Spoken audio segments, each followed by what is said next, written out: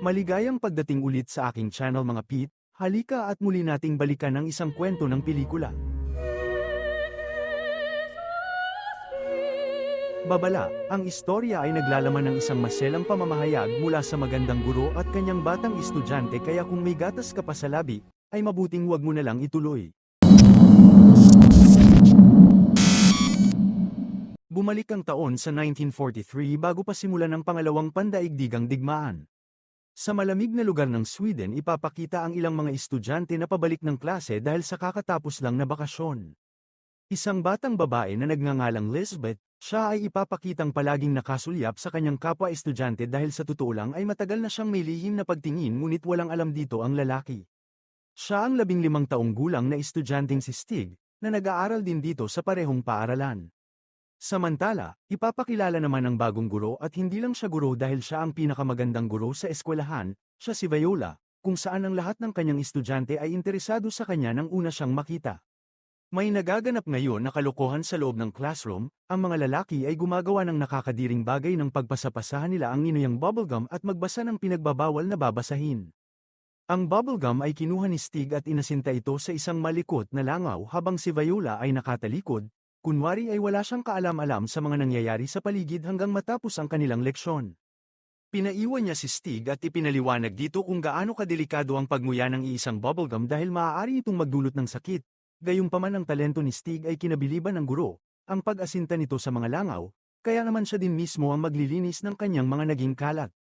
Ngunit habang siya ay nakapwesto sa likod ng guro, hindi niya maiwasang maakit tumingin sa magandang tanawin mula sa kanyang likuran at bigla rin siyang mawawala sa konsentrasyon dahil sa mga sandaling yun ay mapapansin din siya ni Viola.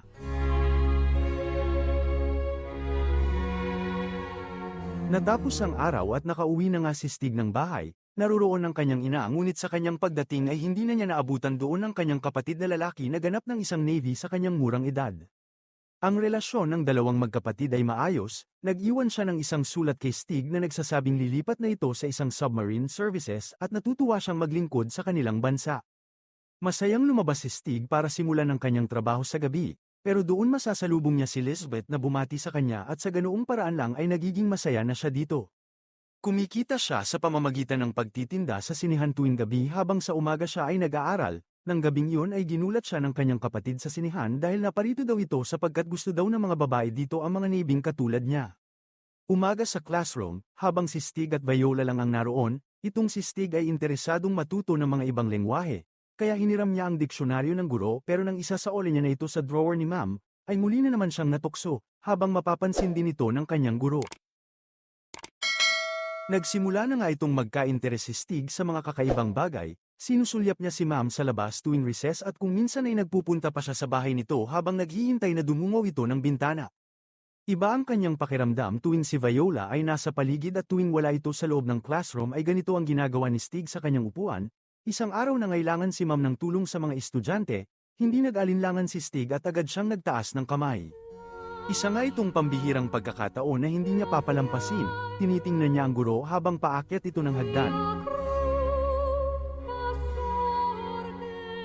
At nang sila ay nasa itaas, ay tuluyang hindi na nga napigilan pa ni Stig, ngunit may dumating kaya mabilis silang nagtago kung saan muli ay sila na namang dalawa ang tanging naruroon, at doon, sa dako pa roon ay nangyari na nga ang dapat mangyari. At nang humupa na ang tensyon ay dumiskarte na silang makabalik agad ng klase at ang dalawa ay nagkakailangan pang tumingin, habang pinupunasan ni Stig ang ebidensya, si Viola ay napapangiti na lang sa nangyari. Malakas na ngayon ang loob ni Stig kaya tinungo niya ang kanyang guro sa inuuwian nitong bahay, si Viola ay nabigla pa sa umpisa ngunit kalaunan ay nadaig na naman sila ng kanilang nararamdaman. Pagkatapos ng bakbakan ay binalaan niya si Stig na huwag magpupunta basta-basta dahil baka biglang dumating ang kanyang asawa habang eksakto din pala na parating na ito ngayon. Ang walang kamalay-malay na lalaking ito ay nagngangalang Frank, masyado siyang abala sa trabaho kaya siguro, si Viola ay naghanap ng ibang atensyon na natagpuan niya dito sa kanyang estudyante.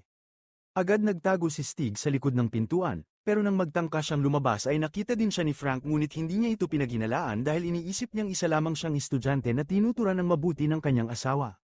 Isang gabing hindi makatulog si Stig kaya muli ay tinungo niya ulit ang bahay ni Ma'am nang hindi iniisip na nandoon ang asawa nito. Narinig niyang umaagos ang tubig sa banyo kaya alam niyang may ibang tao, doon lamang siya natauhan at agad din siyang umalis. Dinalhan niya ng bulaklak si Ma'am sa araw ng kaarawan nito ngunit pagdating niya ay wala ito doon sa halip ay si Frank ang naroroon at ito ay may dala ring mas malaking bulaklak. Tulad ng dati ay hindi naghihinala si Frank sa kanya at tamang kwento pa nga siya dito kay Stig. Sa tuwing wala si Frank at abala sa kanyang trabaho, si Stig ay palaging nandoon para sumalakay at kahit sa araw ng klase, tuwing break time ay sandali din silang umuwi para kumain ng kakaibang tanghalian bago babalik lang ulit sila ng klase pagkatapos na parang walang nangyari.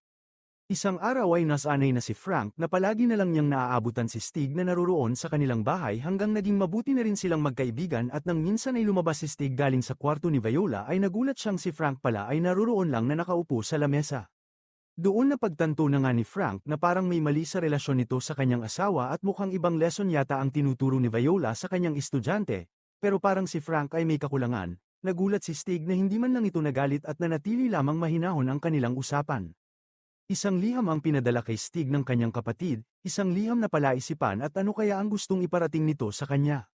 Malinaw na isang okasyon ngayon ang nagaganap sa labas ng bahay nila Stig, ito ang pinakamatagal nang hinihintay na pagkakataon ni Elizabeth, niyaya niya si Stig sa loob bago niya nilak ang pintuan at isang sorpresa ang kanyang inihanda para sa kanyang crush.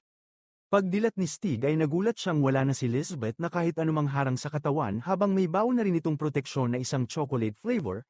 Hindi man nagsalita si Stig ay ramdam ni Elizabeth na hindi siya nito nagustuhan, kaya dismayado siyang binalik ang kanyang damit.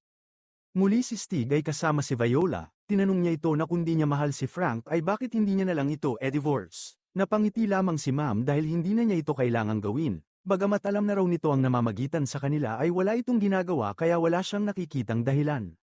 Isang gabi ay naroon si Stig sa bahay ng dalawang mag-asawa at naabutan niya si Frank na lasing habang nagsasalita ito ay nakatulog na lang sa lamesa. Lumabas si Viola para yayain siya sa kwarto pero hindi siya sumunod dahil sa totoo lang si Stig ay unti-unti nang nakukonsyensya sa kanyang ginagawa na magiging dahilan din ng kanyang dahan-dahan na panlalamig. Sa kabila nito si Viola ay gustong-gusto si Stig kaya ayaw niya itong mangyari, ramdam niya ang mga pagbabago kaya minsan ay desperada na siyang gumawa ng paraan para lang mapansin siya ng paborito niyang estudyante. Sa kagustuhang umiwas, si Stig ay nagpaalam at kunwari ay magpupunta sa banyo, ngunit pumuslit lang siya sa kabilang building kung saan nag-aaral ang mga babaeng estudyante, nagtago siya at naghanap ng paraan upang makausap si Elizabeth at pagkatapos ng kwentuhan ay tuwang-tuwa naman si Nene. Sa bahay muling tiningnan ni Stig kung ano ang ibig sabihin ng sulat na pinadala ng kanyang kapatid habang isang mensahero ang darating para maghatid ng isang panibagong sulat, nakasaad dito ang masamang nangyari sa mga submarinong sumabak sa gera. Pilit niya itong itinago sa ina ngunit kalaunan ay malalaman din niya ang mapait na katotohanan.